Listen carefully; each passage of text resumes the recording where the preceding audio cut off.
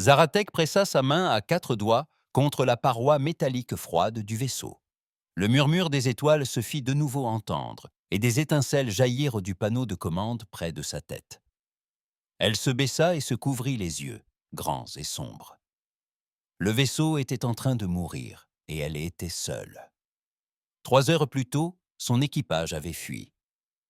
Le capitaine Veltar avait ordonné à tous de monter dans les capsules de sauvetage lorsque les moteurs principaux avaient commencé à émettre des bruits terribles. Il avait ordonné à Zarathek de les accompagner, mais elle avait refusé.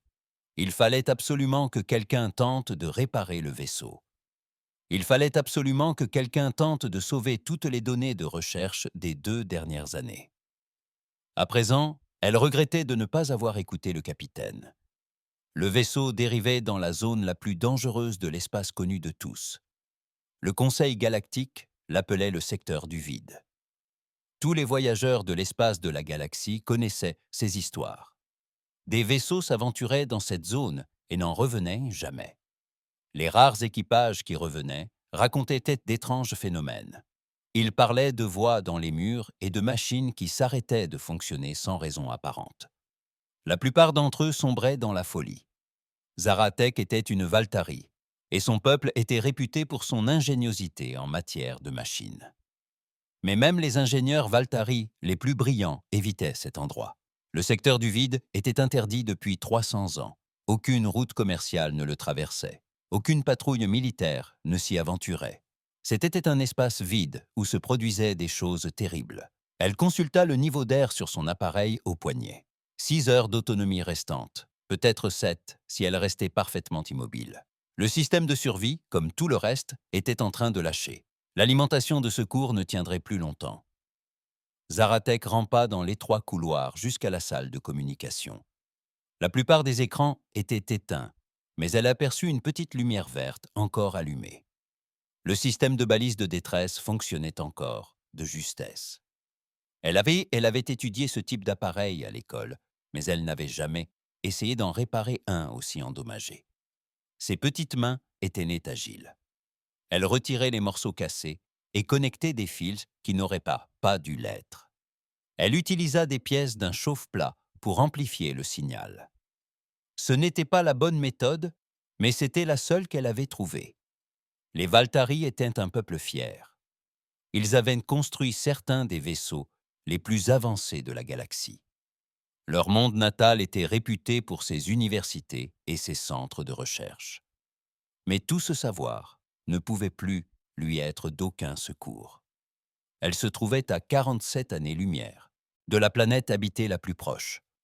Même le vaisseau le plus rapide mettrait des semaines à l'atteindre, et personne ne tenterait le coup vu sa position. Finalement, la balise se mit en marche. Un faible signal fut émis dans l'espace, portant sa voix et la localisant à bord. Zarathek se rassit contre la paroi et parla dans le microphone. Ici le vaisseau de recherche Murmure des étoiles. Numéro d'immatriculation VIO 6749.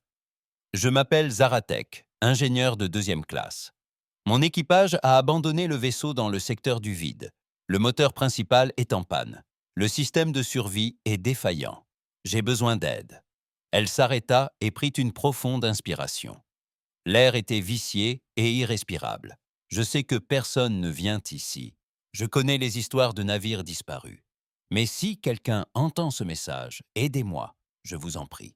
Je ne veux pas mourir seul ici. La balise répéterait son message toutes les 10 minutes jusqu'à épuisement du courant. Zarathek éteignit toutes les lumières qu'elle put trouver pour économiser l'énergie. Le vaisseau devint sombre et froid.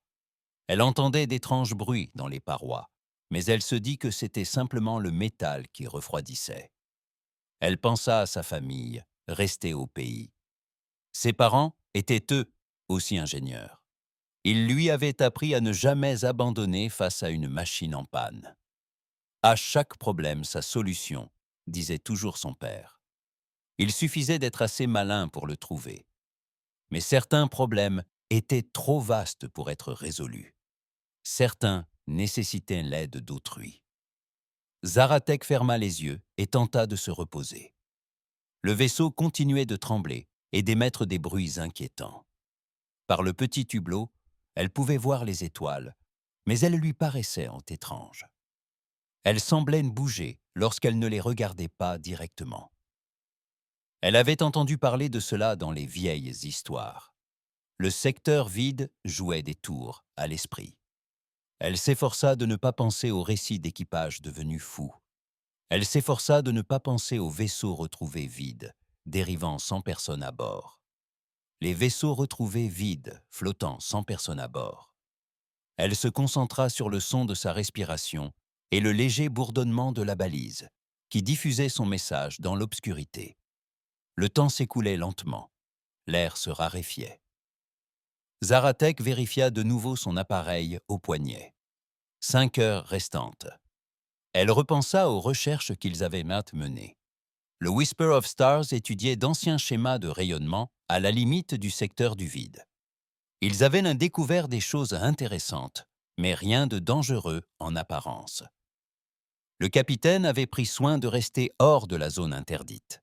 Soudain, le moteur se mit à faire du bruit.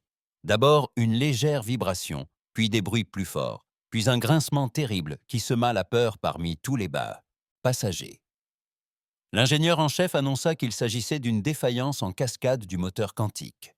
Une fois lancé, plus rien ne pouvait l'arrêter.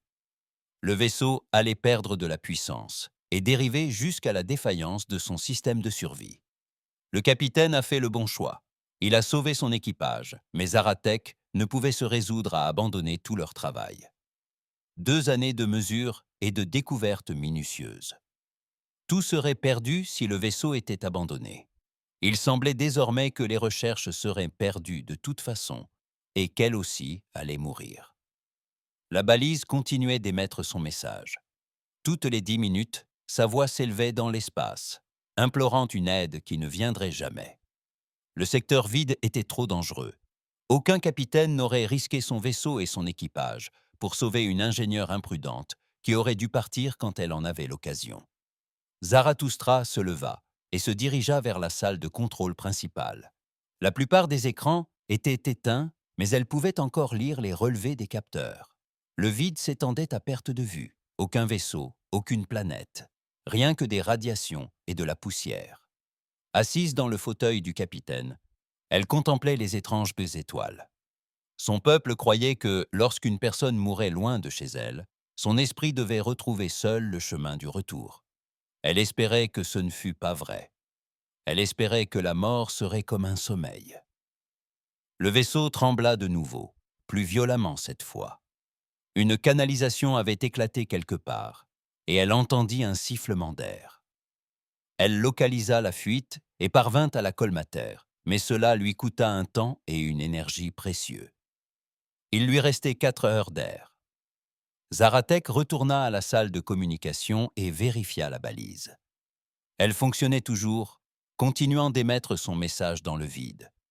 Elle ajouta un dernier message, d'une voix lente et claire.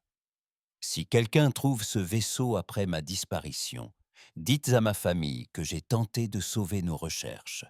Dites-leur que je n'ai pas eu peur et que je suis désolé de ne pas être rentré. » Elle éteignit la balise pour économiser l'énergie. Appeler à l'aide était inutile. Personne ne viendrait. Elle était seule dans la zone la plus dangereuse de l'espace et elle allait mourir. Mais au moins, elle avait essayé. Au moins, elle n'avait pas renoncé sans se battre. Zaratek se recroquevilla dans le fauteuil du capitaine et ferma les yeux. Autour d'elle, le murmure des étoiles poursuivait sa lente danse avec la mort dans le froid vide du secteur interstellaire. Zaratek se réveilla lorsque le panneau de communication se mit à émettre du bruit. D'abord, elle crut rêver. Le son provenait de la radio principale et non de la balise de détresse. Quelqu'un essayait de lui parler. Elle rampa jusqu'au panneau et augmenta le volume. Des tas de parasites emplirent l'air, puis une voix se fit entendre distinctement. « Vaisseau inconnu. Ici le capitaine Sarah Chen de l'UES Tenacious. Nous avons reçu votre appel de détresse et nous nous dirigeons vers votre position. Veuillez répondre si vous entendez ce message. » Zarathustra fixait la radio. C'était forcément un rêve, Ou peut-être que son esprit lui jouait des tours à cause de la mauvaise qualité de l'air. Personne ne venait dans le secteur du vide, et elle n'avait jamais entendu parler d'une espèce appelée humaine. D'une main tremblante, elle appuya sur le bouton d'émission. « Ici Zaratek, sur le murmure des étoiles. Êtes-vous réel? Y a-t-il vraiment quelqu'un ?» La réponse ne tarda pas. « Nous sommes bien réels, Zaratek. Je m'appelle Sarah Chen. Nous sommes humaines. Je sais que vous n'avez probablement jamais entendu parler de nous. Nous atteindrons votre position dans environ 4 heures. Pouvez-vous patienter jusque-là » 4 heures. Zaratek consulta ses relevés atmosphériques. Il lui restait moins de 3 heures, mais elle pourrait peut-être les prolonger en restant parfaitement immobile et en respirant lentement. « J'ai peu d'air, dit-elle dans la radio, mais je vais essayer de vous attendre. Faites attention, nous sommes dans le secteur du vide. » Des vaisseaux disparaissent ici. Des choses étranges s'y produisent. Il y eut un silence, puis la voix du capitaine Chen reprit. Elle semblait calme et sereine. « Nous apprécions l'avertissement, Zaratek, mais nous cartographions cette zone depuis plusieurs mois. Elle présente quelques particularités intéressantes, mais rien d'insurmontable. Tenez bon, les secours arrivent. » Zarathustra n'en croyait pas ses oreilles. Ce capitaine humain parlait du secteur vide, comme s'il s'agissait d'une simple partie de l'espace. Toutes les civilisations de la galaxie redoutaient cet endroit, mais ces humains l'exploraient depuis des mois. « À quelle espèce appartenez-vous » demanda Zarathustra. « J'étudie la xénobiologie depuis des années. Je connais toutes les races spatiales. Je n'ai jamais entendu parler d'humains. Nous sommes relativement nouveaux dans cette partie de la galaxie, répondit le capitaine Chen. Nous préférons explorer les zones que les autres évitent, les régions désertes, les zones dangereuses, les endroits où les cartes signalent la présence de monstres. Nous constatons que ce sont souvent les lieux les plus intéressants à visiter. » Zaratek ne comprenait pas ces explications. Quel genre d'individu recherche délibérément des lieux dangereux? Toutes les espèces intelligentes évitent les risques autant que possible. L'exploration est importante, mais pas au prix de la mort de son équipage. « Capitaine Chen, vous avez dit que vous seriez ici dans 4 heures. Comment est-ce possible? Le système stellaire le plus proche se trouve à 47 années-lumière. Même les vaisseaux les plus rapides mettent des jours à parcourir cette distance. » Nouveau silence. Nous utilisons une technologie différente de celle de la plupart des civilisations. Disons simplement que nous avons appris à prendre des raccourcis à travers l'espace. L'important, c'est que nous vous atteindrons à temps. Zaratek voulait poser d'autres questions, mais l'air vicié lui donnait le vertige. Elle devait économiser ses forces. « Merci d'être venu, dit-elle. Je vais essayer de survivre jusqu'à votre arrivée. »« Vous y arriverez, » dit le capitaine Chen d'une voix très assurée. « Nous avons déjà secouru des gens dans des situations bien pires. Concentrez-vous sur votre respiration et essayez de rester calme. Zaratek, vous avez bien fait de rester à bord. De nombreuses données de recherche importantes auraient été perdues si vous étiez parti. » Comment le capitaine était-il au courant de leurs recherches? Zaratek n'en avait pas parlé dans son appel de détresse, mais ses pensées s'embrouillaient et elle n'arrivait pas à se concentrer sur la question. Elle baissa le volume de la radio et essaya de se reposer. Toutes les quelques minutes, le capitaine Chen l'appelait pour prendre de ses nouvelles. La voix de l'humaine était calme et assurée. Elle parlait de choses simples, comme la météo sur sa planète natale et les plats préférés de son équipage. Cela aida Zaratek à rester sereine. Le temps s'écoulait lentement. L'air se raréfiait. Zaratek devait se concentrer pour respirer. Elle commença à voir des choses qui n'existaient pas. Des formes qui bougeaient dans son champ de vision, des voix qui chuchotaient dans les murs. « Capitaine Chen, dit-elle dans la radio, je crois que le secteur du vide affecte mon esprit. Je vois des choses. »« C'est normal, » répondit le capitaine. « Le manque d'oxygène provoque des hallucinations. Essayez de vous concentrer sur ma voix. Nous y sommes presque. Pourtant, seulement 2 heures s'étaient écoulées depuis le premier contact. Comment pouvait-il voyager si vite? Soudain, Zarathustra aperçut des lumières par le hublot. Non pas les étranges étoiles mouvantes du secteur vide, mais les lumières blanches et brillantes d'un vaisseau. Un véritable vaisseau s'approchait d'elle. L'engin qui apparut était différent de tout ce qu'elle avait jamais vu. Ses lignes étaient fluides et élégantes, sans arêtes vives ni éléments superflus. La coque, d'un gris foncé, était ornée de marques bleues qui semblaient luire légèrement. Il se déplaçait dans l'espace avec une maîtrise parfaite, tel un être vivant nageant dans l'eau. Murmure des étoiles, voici le Tenacious. Nous sommes à votre bord. Préparez-vous à l'amarrage. Zaratek observa par le hublot le vaisseau humain déployer un tube d'amarrage. La connexion s'établit avec une précision délicate. Elle entendit le bruit des pompes Saaer et sentit le vaisseau trembler légèrement lorsque les deux embarcations s'assemblèrent à. Sa radio crépita de nouveau. Zaratek, nous envoyons une équipe de secours. Ils apporteront des réserves d'air d'urgence et aideront à stabiliser votre vaisseau. Restez où vous êtes. La porte du sas s'ouvrit et 3 silhouettes en combinaison spatiale apparurent. Elles se déplaçaient rapidement, mais prudemment, transportant du matériel et des bouteilles d'air. La personne en tête retira son casque, et Zaratek vit un visage humain pour la première fois.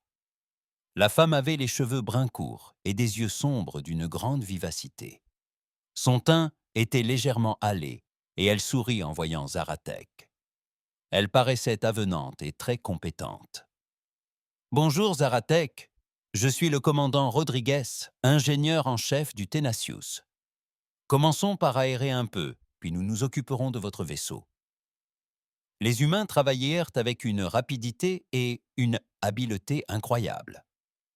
Ils connectèrent des systèmes d'air portables, et aussitôt, l'atmosphère du vaisseau commença à s'améliorer. Zaratak inspira profondément un air pur et vivifiant et sentit ses idées s'éclaircir.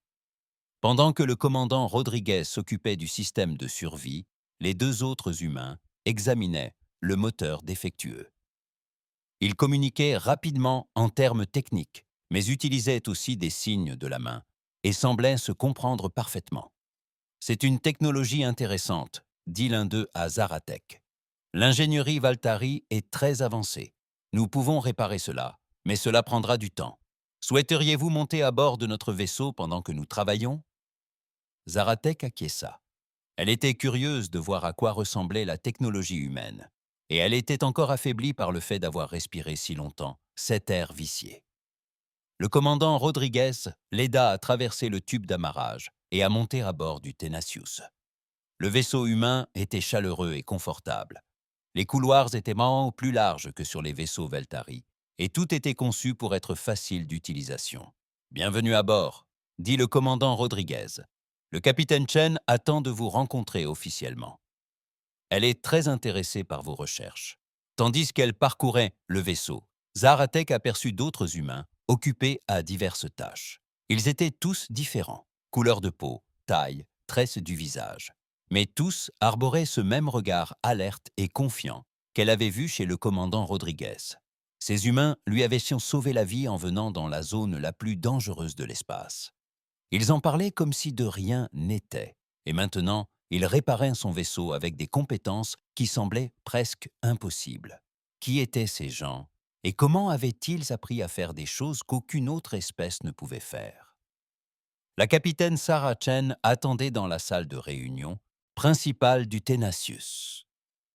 Elle était plus petite que Zaratek ne l'avait imaginé, avec des cheveux gris et des rides d'expression autour des yeux. Mais lorsqu'elle parla, sa voix était empreinte de la même assurance qui avait apaisé Zaratek pendant le sauvetage. « Asseyez-vous, je vous prie », dit le capitaine Chen en désignant un fauteuil confortable. « Vous avez vécu une journée éprouvante. Comment vous sentez-vous » Zaratek s'assit avec précaution. Le mobilier, conçu pour une morphologie différente, était pourtant étonnamment confortable. « Je suis en vie grâce à vous et à votre équipage. Je ne saurais comment vous remercier. »« Pas besoin de me remercier », répondit le capitaine avec un sourire. « Ici, dans l'espace, on s'entraide. C'est dans la nature humaine. » Un membre d'équipage leur apporta des boissons chaudes. Le liquide aqueuse était brun foncé et exhalait un parfum riche et agréable. Le capitaine Chen l'appela café. Zoratic en prit une gorgée avec précaution et apprécia son goût. « J'ai tant de questions !» s'exclama-t-elle. « Je n'ai jamais entendu parler d'humains.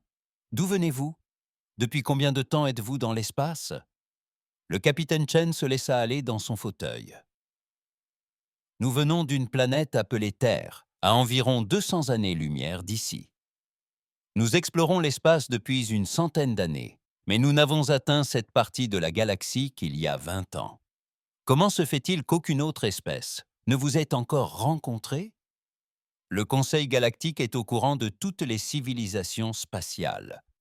Nous préférons éviter les routes spatiales principales, expliqua le capitaine. La plupart des espèces empruntent que les mêmes routes commerciales et explorent les mêmes écosystèmes. Nous trouvons plus intéressant d'aller là où les autres ne vont pas. Les régions désertes, les zones dangereuses, les lieux à la mauvaise réputation. Zaratek secoua la tête. Cela me paraît très risqué. Pourquoi chercher des endroits dangereux? Le capitaine Chen rit.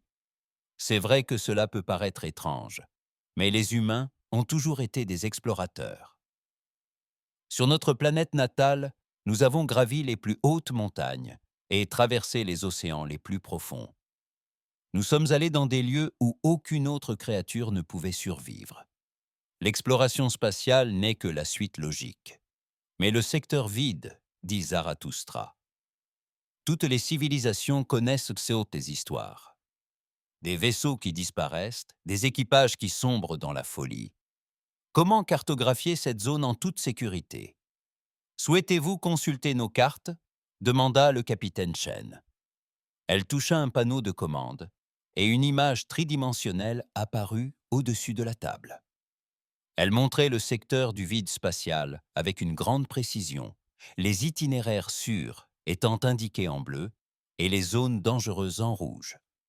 Nous travaillons dans cette région depuis 8 mois, poursuivit le capitaine. Nous avons trouvé la source de la plupart des problèmes rencontrés par les autres vaisseaux. Il ne s'agit ni de magie ni de malédiction, mais d'une technologie ancienne. L'image changea pour révéler la position du vaisseau de Zaratek. Autour, des dizaines de petits objets étaient marqués en rouge. Des systèmes de défense automatisés, expliqua le capitaine Chen. Très anciens, probablement construits par une civilisation disparue il y a des milliers d'années. Ils étaient conçus pour éloigner les autres espèces de quelque chose d'important. Zaratek étudia l'écran. Des systèmes de défense. Mais ils n'attaquent pas directement les vaisseaux. Non, ils utilisent la guerre psychologique. Ils envoient des signaux qui provoquent la peur et la paranoïa. Ils perturbent également les systèmes de navigation et entraînent des pannes d'équipement. La plupart des espèces paniquent et fuient, ou bien elles deviennent teintes folles sous l'effet du stress. Comment résistez-vous à ces effets? Le capitaine Chen sourit de nouveau. Les humains semblent naturellement résistants à ce genre d'attaque mentale. Nous sommes nerveux, certes, mais nous ne paniquons pas facilement, et notre technologie fonctionne selon des principes différents de ceux de la plupart des civilisations. L'interférence nous affecte donc moins.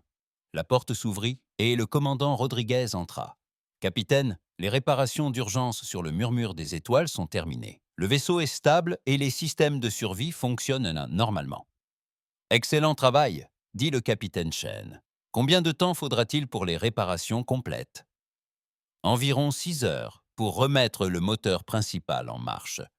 Mais il y a autre chose. Nous avons trouvé des données de recherche très intéressantes dans leurs systèmes informatiques.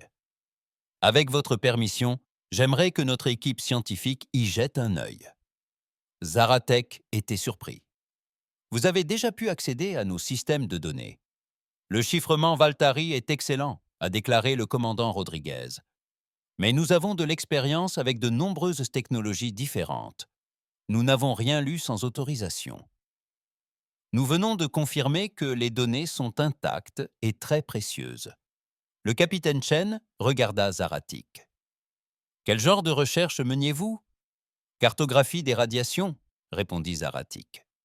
Nous étudions des schémas énergétiques inhabituels à la limite du secteur du vide. Nous pensions qu'il pouvait s'agir de phénomènes naturels, mais maintenant que vous évoquez une technologie ancienne, ce n'est pas naturel, a déclaré le capitaine Chen. Ces relevés énergétiques proviennent du centre de contrôle principal de tous les systèmes de défense. Nous essayons de le localiser depuis des mois. Vous voulez désactiver les défenses? À terme, oui. Cette région de l'espace recèle de précieuses ressources et recèle des découvertes scientifiques majeures. Mais surtout, nous ne pouvons accepter que des navires soient perdus à cause d'anciennes machines de terreur. Le commandant Rodriguez afficha un autre écran. Nous désactivons les systèmes de défense un par un, avec précaution, afin de ne pas déclencher les armes de secours. À ce jour, nous avons sécurisé environ 30% de la zone. Zaratek était stupéfait. Vous faites cela uniquement pour aider les autres vaisseaux. Qui gagnez-vous? Le capitaine Chen et le commandant Rodriguez échangèrent un regard et sourire. Nous acquérons des connaissances, répondit le capitaine. Nous apprenons le fonctionnement des anciens systèmes. Nous découvrons de nouvelles technologies et nous contribuons à rendre l'espace plus sûr pour tous. Mais ne souhaitez-vous pas revendiquer ce territoire pour votre propre peuple? Les humains ne raisonnent pas ainsi, expliqua le commandant Rodriguez. Nous ne voulons ni conquérir ni contrôler d'autres espèces. Nous voulons simplement explorer et apprendre.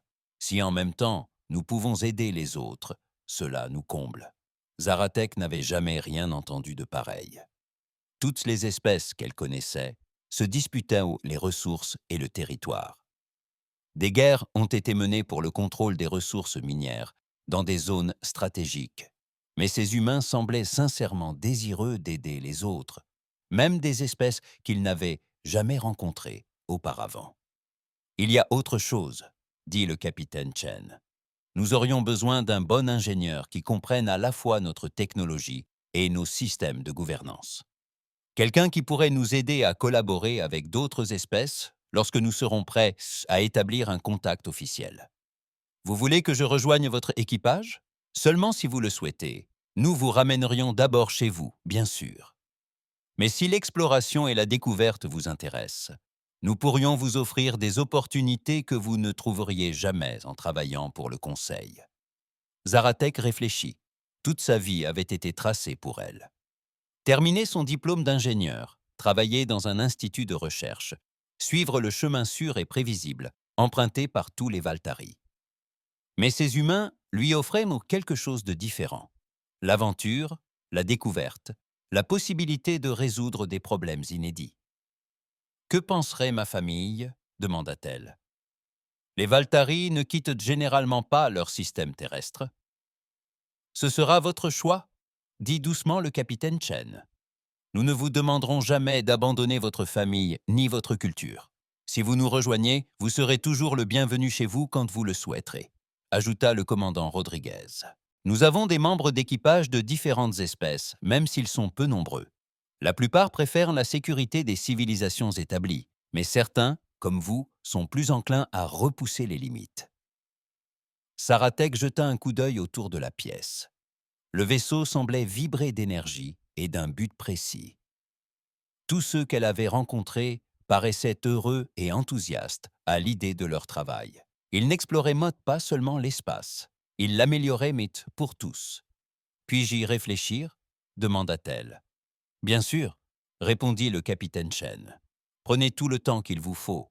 Pour l'instant, concentrons-nous sur la réparation complète de votre vaisseau et votre retour en toute sécurité dans l'espace du Conseil. » Au fil de leur conversation, Zaratek réalisa que sa vie avait basculé en quelques heures seulement. Elle était passée de la solitude et de la mort, dans la zone la plus dangereuse de l'espace, à la sécurité d'un vaisseau spatial ultramoderne, en train de discuter avec des êtres qui semblaient accomplir des prouesses impossibles au quotidien. Ces humains étaient différents de toutes les espèces qu'elle avait rencontrées jusqu'alors. Ils étaient courageux sans être téméraires, confiants sans être arrogants et généreux sans rien attendre en retour. Peut-être que son père avait raison. Chaque problème avait une solution. Il suffisait d'être assez intelligent pour la trouver, ou assez courageux pour chercher de l'aide là où personne d'autre n'irait. Au cours des heures et années suivantes, Zaratek en apprit davantage sur les humains et leur incroyable vaisseau. Le directeur scientifique, le docteur Maria Santos, lui montra le laboratoire où ils étudiaient la TAN, la technologie ancienne découverte dans le secteur du vide. « Regardez ceci », dit le docteur Santos, en désignant un étrange appareil métallique sur la table d'examen. « Nous l'avons trouvé dans une station abandonnée à environ 50 années-lumière d'ici. Il fait partie du réseau qui contrôle tous les systèmes de défense. » L'appareil était d'une beauté étrange. C'était fait d'un métal qui semblait changer de couleur selon l'angle de vue de Zaratik. Des symboles étaient gravés à sa surface, mais ils ne ressemblaient à aucune écriture qu'elle ait jamais vue. « Nous les appelons les bâtisseurs », expliqua le docteur Santos. « Nous ignorons leur véritable nom, car nous n'avons encore trouvé aucune trace de leur langue. Mais ils étaient incroyablement avancés. Ils ont probablement construit tout cela il y a des dizaines de milliers d'années. »« Qu'est-il advenu d'eux » demanda Zaratik. « Nous pensons qu'ils ont quitté cette galaxie.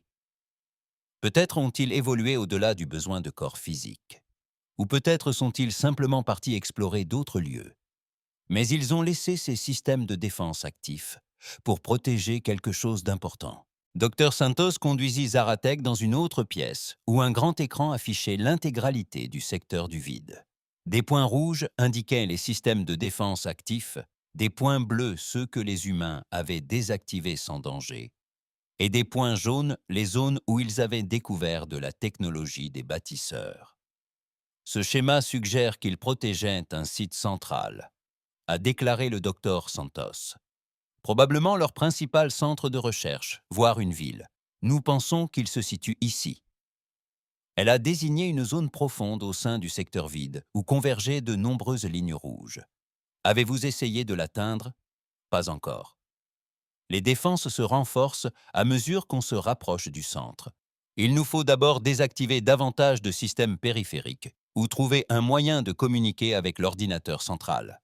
Zaratek examina l'écran. Mes données de recherche pourraient être utiles. Nous cartographions des schémas énergétiques susceptibles d'être des signaux de communication. C'est exactement ce que nous espérions, s'exclama le docteur Santos avec enthousiasme. Le capitaine Chen pensait que vos données pourraient être l'élément manquant. Ils ont passé les 2 heures suivantes à analyser les recherches de Zaratex. Les relevés d'énergie que son équipe avait pris pour des phénomènes naturels étaient en réalité des transmissions de données entre les systèmes de défense. Grâce à ces informations, les humains pouvaient prédire l'emplacement des systèmes et peut-être trouver un moyen d'approcher la base en toute sécurité. C'est un travail incroyable, a déclaré le docteur Santos. Votre équipe a découvert quelque chose que nous cherchions depuis des mois. Zaratek était à la fois fier et triste. Mes camarades ne sauront jamais à quel point ces données sont importantes. Ils pensent qu'elles ont toutes été perdues lorsqu'ils ont abandonné le vaisseau. Vous pourriez leur dire, suggéra le docteur Santos. Une fois chez vous, vous pourrez expliquer ce que vous avez découvert. Mais Zaratek n'était pas sûre de vouloir rentrer. Plus elle en apprenait sur les humains et leur mission, plus elle désirait y participer. Le commandant Rodriguez les trouva au laboratoire. « Les réparations de votre vaisseau sont presque terminées », annonça-t-elle à Zaratek. « Mais il y a quelque chose que vous devriez voir avant. » Elle les conduisit au pont principal du Tenacious. La pièce était plus grande que n'importe quel pont de vaisseau que Zaratek ait jamais vu, avec des écrans et des commandes qui semblaient réagir aux pensées de l'équipage. Le capitaine Chen se tenait au centre, les yeux rivés sur un grand écran qui affichait l'espace environnant. « Zaratek, venez voir ça », dit le capitaine. « Nous sommes sur le point de désactiver un autre système de défense et vos recherches nous aident à le faire en toute sécurité. » Sur l'écran, Zaratek aperçut un petit objet flottant dans l'espace. Il semblait inoffensif, comme un débris spatial, mais les capteurs du vaisseau révélèrent qu'il générait de puissants champs d'énergie. Sans vos données, nous aurions dû aborder ce système avec une extrême prudence, expliqua le capitaine Chen. Il nous aurait fallu des jours pour cartographier ses effets et trouver un moyen sûr de le désactiver. Mais vos relevés énergétiques nous ont indiqué précisément les fréquences qu'il utilise. Le lieutenant Kim, officier de navigation, travaillait à sa console. Signal confirmé. Début de la séquence d'arrêt. L'objet sur l'écran vacilla puis s'éteignit. Tout autour d'eux, Zarathustra sentit le vaisseau se détendre, libéré des forces invisibles qui le serraient. « Une autre pièce du puzzle », dit le capitaine Chen avec satisfaction. « Grâce à votre travail, Zaratek, nous pouvons désormais approcher l'installation centrale en toute sécurité. Vous croyez vraiment que mes recherches peuvent vous aider à atteindre la cité des bâtisseurs? Je pense que vos recherches pourraient être la clé pour comprendre toute leur civilisation, a déclaré le docteur Santos. Les schémas énergétiques que vous avez cartographiés montrent comment leur technologie communique. Si nous parvenons à apprendre leur langage, nous pourrions peut-être communiquer directement avec leurs ordinateurs. L'idée était à la fois exaltante et terrifiante. Si les humains pouvaient communiquer avec la technologie des bâtisseurs, ils pourraient découvrir des choses qu'aucune civilisation n'avait connues depuis des millénaires. Mais ils pourraient aussi déclencher accidentellement des défenses bien plus dangereuses que tout ce qu'ils avaient affronté jusqu'alors. « Est-ce que sans danger ?» demanda Zaratek. « Rien n'est totalement sans risque, a admis le capitaine Chen. Mais nous prenons toutes les précautions nécessaires. Nous étudions chaque détail avant d'agir. Et nous avons toujours des plans de secours. D'ailleurs, a ajouté le commandant Rodriguez, cela soulève une question que nous souhaitions aborder avec vous. Nous préparons une expédition vers le site principal. Ce sera dangereux, mais il pourrait s'agir de la découverte archéologique la plus importante de l'histoire galactique. Nous aimerions que vous nous accompagniez, ajouta le capitaine Chen. Vos connaissances des schémas énergétiques des bâtisseurs pourraient être cruciales, et vos compétences en ingénierie pourraient nous aider à comprendre leur technologie. Zaratek observa les visages humains qui la regardaient sur la passerelle. Ces gens lui avaient sauvé la vie et la traitaient comme une membre de leur famille. Ils lui offraient la chance de participer à quelque chose d'extraordinaire. Mais cela impliquait aussi de s'enfoncer toujours plus profondément dans le secteur du vide, d'affronter des dangers jamais rencontrés auparavant. « Et ma famille ?» demanda-t-elle. « Ils s'inquiéteront si je ne rentre pas. »« Nous pouvons leur envoyer un message, » répondit le capitaine Chen. « Nous pouvons vous expliquer que vous êtes en sécurité et que vous participez à d'importantes recherches. Nous pouvons également vous promettre de vous ramener chez vous dès que vous le souhaiterez. » Le lieutenant Kim leva les yeux de sa console. « Capitaine, nous recevons un message du murmure des étoiles. Les réparations sont terminées. Merci, Kim. » Le capitaine Chen se retourna vers Zaratek. « Votre vaisseau est prêt. Nous pouvons vous raccompagner immédiatement à l'espace du Conseil, si vous le souhaitez. Ou je peux rester et vous aider à explorer la cité des bâtisseurs. » Zaratek termina sa phrase. « Le choix vous appartient, dit le capitaine Chen. Mais je tiens à vous dire ceci. La plupart des gens passent leur vie entière sans avoir la chance de changer la galaxie. Vous avez cette chance maintenant. » Zaratek repensait à sa vie d'avant. Son travail à l'Institut de recherche était stable et sans souci. Elle accomplissait de bonnes tâches et menait une vie confortable. Mais elle se demandait toujours ce que sa vie aurait pu être si elle était restée parmi les humains. Elle pensait aux bâtisseurs et à leur cité antique qui attendaient dans les profondeurs du secteur vide. Aucun Valtari n'avait jamais rien vu de pareil. Les connaissances qu'il pourrait découvrir pourraient faire progresser la science de son peuple pendant des siècles. Et elle pensa aux humains eux-mêmes, à leur courage, leur curiosité, leur détermination à aider les autres même au péril de leur vie. Elle n'avait jamais rencontré de gens comme eux, et elle n'en rencontrerait peut-être plus jamais. « Je veux d'abord envoyer un message à ma famille, » dit-elle finalement. « Je veux leur dire que je suis saine et sauve, et leur expliquer ce que je fais. Ensuite, je vous aiderai à trouver la cité des bâtisseurs. » Le capitaine Chen sourit. « Bienvenue dans l'équipage de l'intrépide ingénieur Zaratek. » Les autres humains présents sur le pont applaudirent, ce qui, Zaratek l'apprit, était leur façon d'exprimer leur approbation et leur joie. Elle se sentait à la fois nerveuse et excitée. Elle allait devenir la première Valtari à travailler aux côtés des humains.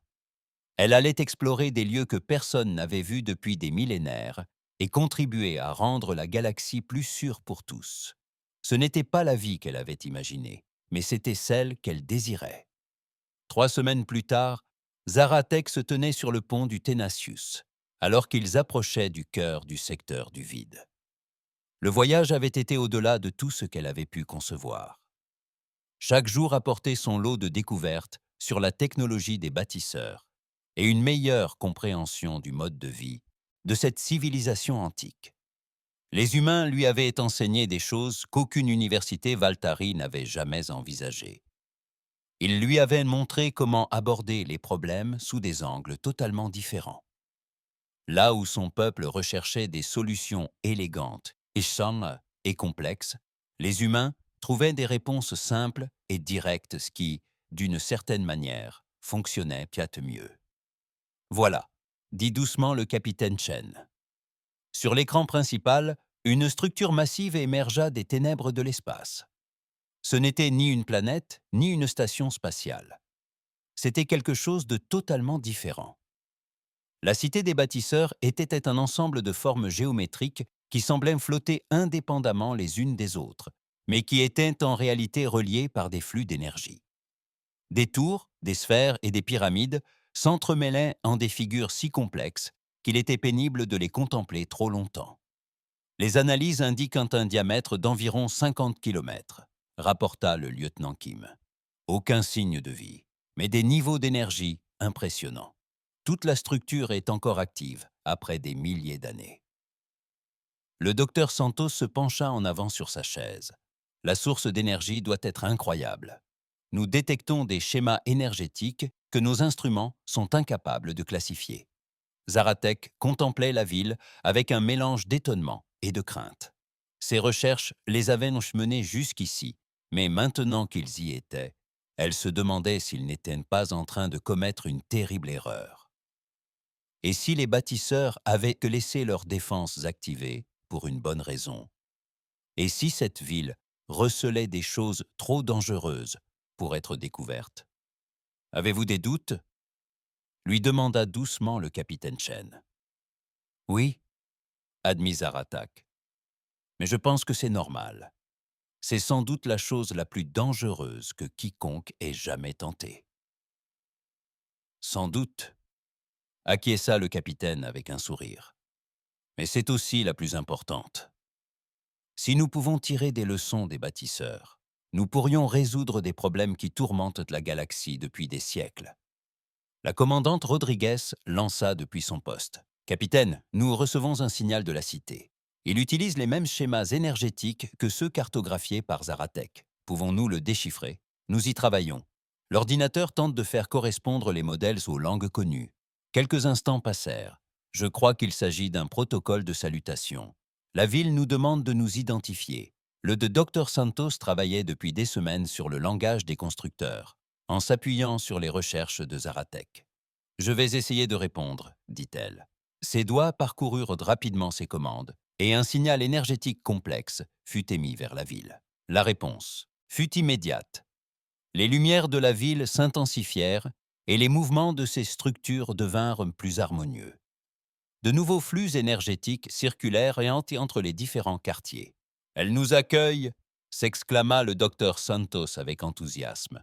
Le message dit quelque chose comme « Salutations, jeunes voyageurs ! Entrez et apprenez. »« Jeunes voyageurs !» répéta le capitaine Chen. « Je me demande comment il sait que nous ne sommes pas des bâtisseurs. »« Peut-être qu'il peut scanner notre technologie, » suggéra le commandant Rodriguez. « Ou peut-être qu'il attend depuis si longtemps que nous lui paraissons tout jeunes. » Le lieutenant Kim leva les yeux de sa console. « Capitaine, la cité émet un signal d'amarrage. Elle nous demande d'approcher l'une des structures les plus petites. » Le capitaine Chen prit sa décision rapidement, comme toujours. « Accueillez-nous, Kim, mais gardez tous les systèmes de défense opérationnels. » Le Thénasius se dirigea lentement vers la cité des bâtisseurs. À mesure qu'ils approchaient, Zaratek constata que les structures étaient encore plus impressionnantes qu'elles ne l'avaient été de loin. Les surfaces semblaient faites de cristal et de métal, fluides comme des liquides. Des motifs lumineux parcouraient les parois, tels des fleuves d'informations. Ils s'amarrèrent à une petite tour dont les bras déployés saisirent leur vaisseau. La connexion fut douce, mais incroyablement puissante. Zarathustra sentait qu'il faisait désormais partie intégrante de la cité, connectés à ses systèmes énergétiques et informatiques. Les analyses environnementales indiquent que l'atmosphère de la zone d'amarrage est respirable, a rapporté le Dr Santos. La température et la pression sont dans les limites normales pour l'être humain. La ville s'adapte à nous, a déclaré le capitaine Chen. Elle sait ce dont nous avons besoin pour survivre. Une équipe de 6 personnes s'est préparée à entrer dans la ville. Le capitaine Chen, le docteur Santos, le commandant Rodriguez, le lieutenant Kim, le chef de la sécurité Thompson et Zaratek. Ils portaient leurs meilleures combinaisons environnementales et étaient équipés de tous les scanners et appareils d'enregistrement disponibles à bord. Le sas donnait sur un couloir manifestement inadapté à toute espèce connue. Le plafond était trop haut, les murs avaient une forme inappropriée et aucune commande ni interface n'était visible. Mais à mesure qu'ils avançaient, le couloir se transforma autour d'eux. Le plafond s'abaissa, les murs devinrent plus familiers et des panneaux de contrôle apparurent, ressemblant étrangement à ceux du Tenacious. « Il lit dans nos pensées », murmura le docteur Santos. « Ou du moins, il analyse notre technologie pour comprendre nos préférences. » Ils s'enfoncèrent plus profondément dans la ville, guidés par des lumières apparues au sol. Chaque pièce, dans laquelle ils pénétraient, était différente, révélant de nouvelles merveilles de la technologie des constructeurs. Zaratak y découvrit des systèmes énergétiques qui auraient dû être impossibles, des matériaux qui semblaient exister en plus de 3 dimensions, et des écrans d'information qui imprimaient directement des images dans son esprit. Finalement, ils atteignirent une vaste salle centrale. Au milieu de la pièce se dressait une sorte d'arbre de lumière, dont les branches s'élançaient vers les ténèbres et les racines plongeaient dans le sol. L'arbre palpitait doucement et Zarathustra sentit qu'il était vivant. « Bienvenue », dit une voix dans leurs esprits. Il n'a pas prononcé un mot, mais d'une manière ou d'une autre, ils ont tous parfaitement compris. « Je suis le gardien du savoir. J'attendais quelqu'un qui puisse comprendre ce que nous avons appris. » Le capitaine Chen s'avança. « Nous sommes des explorateurs issus de jeunes civilisations. Nous voulons apprendre, mais nous ne voulons rien prendre qui ne nous appartienne pas. Toute connaissance appartient à ceux qui savent l'utiliser avec sagesse, » répondit le gardien. Les bâtisseurs l'avaient donc compris. Nous avons laissé cette cité en héritage pour ceux qui viendraient après nous. « Où sont passés les bâtisseurs ?» demanda le docteur Santos. Ils ont évolué au-delà du besoin d'existence physique. Mais avant de partir, ils ont rassemblé ici tout leur savoir et leurs découvertes. Science, technologie, philosophie, art, tout ce qu'ils avaient appris au cours de millions d'années d'existence. Zaratek trouva sa voie. Pourquoi avez-vous créé ces systèmes de défense? Pourquoi rendre cet endroit si difficile d'accès? Parce que le savoir sans sagesse est dangereux, expliqua le gardien. Seuls ceux qui prennent des risques pour aider les autres. Seuls ceux qui explorent les lieux dangereux pour les sécuriser pour tous. Seuls ceux-là sont prêts à recevoir ce que nous avons à offrir. Les humains échangèrent des regards. Ils avaient réussi une épreuve sans même s'en rendre compte. « Et maintenant » demanda le capitaine Chen. « Maintenant, vous apprenez. Et ensuite, vous enseignerez aux autres. » La galaxie est prête pour la prochaine étape de son évolution, mais elle a besoin de guides qui comprennent que le savoir doit être partagé et non thésaurisé. Au cours des jours suivants, l'équipage du Tenacious explora la cité des bâtisseurs et fit des découvertes qui bouleversèrent donc leur vision du monde.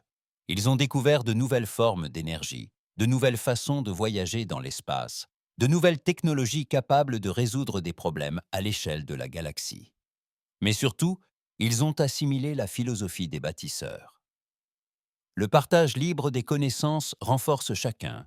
L'exploration doit profiter à tous, et non pas seulement aux explorateurs. Et l'univers est suffisamment vaste pour que chacun puisse trouver sa voie parmi les étoiles. Lorsqu'ils quittèrent un temps fin la ville, Zarathek sut que sa vie ne serait plus jamais la même. Elle avait aidé l'humanité à faire ses premiers pas vers l'enseignement pour toute la galaxie. Et elle avait appris que parfois, le meilleur moyen de se trouver est d'aider les autres à trouver leur voie. Les Tenacious retournèrent dans l'espace du Conseil avec Zarathek à bord, en tant qu'ambassadrice officielle. Elle portait en elle des fragments de savoir des bâtisseurs soigneusement sélectionnés et un message d'amitié de l'humanité. La galaxie était sur le point de découvrir qu'il existait des êtres qui exploraient des lieux inaccessibles, non pour les conquérir, mais pour les rendre sûrs pour tous. Des êtres qui croyaient que l'univers était assez vaste pour être partagé. Des gens qui répondaient présents lorsqu'on appelait à l'aide, peu importe la distance ou la dangerosité du voyage. Tandis que Zarathek préparait son rapport pour le conseil scientifique Valtari, elle sourit.